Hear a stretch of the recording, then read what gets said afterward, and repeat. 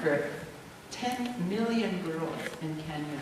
And now we're finding out they want it for kids all over the world. 12 more countries have asked for this team of lawyers to come in and help them. And maybe the best news of all is that Kenya has realized, as we realized in Canada when we changed the law in 1983, you have to build public awareness. You have to retrain the judiciary. You have to explain to the police how the law really works. You even have to explain it to the lawyers and the judges. And that's what has been asked for now by the Kenyan people, and that's in the process of happening. So it's a tremendous victory, and there was news of it all over the world. I had an op-ed in the New York Times. It went into the International Herald Tribune. It was all over the place. But I want to be sure you understand that the changes I describe in this book, Ascent of Women, they're not about women triumphing over men. Not at all. They're not about Western values over Eastern, or one religion over another.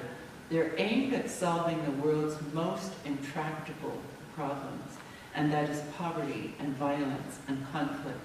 And they're about boosting the economy.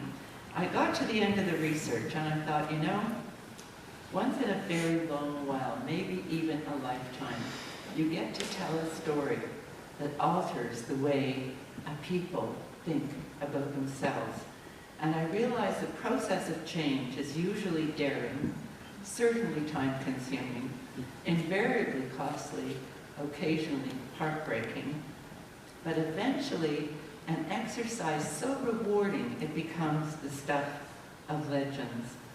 The woman's story that I chased down for this book is all of that and something more than its sum.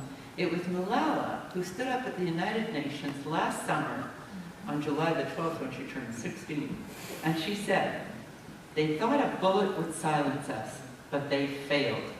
Out of the silence came a voice. Weakness, fear, and hopelessness died. Strength, power, and courage were born." And she said, "One child, one teacher, one book, and one pen can change the world." Talk about out of the mouths of babes.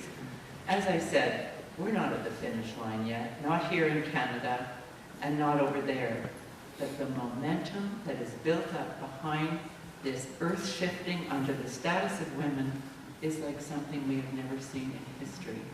You know, change does not occur because we want it to occur, or because it's fair for a just society. Change occurs because people engage in the process. You know, I have to say that to be asked to come to Nelson to speak on behalf of the Mir Centre is an enormous, enormous honor for me because of that statement. Change occurs because of people like you. So thank you so much for including me in the truly fine things you do here in this very lovely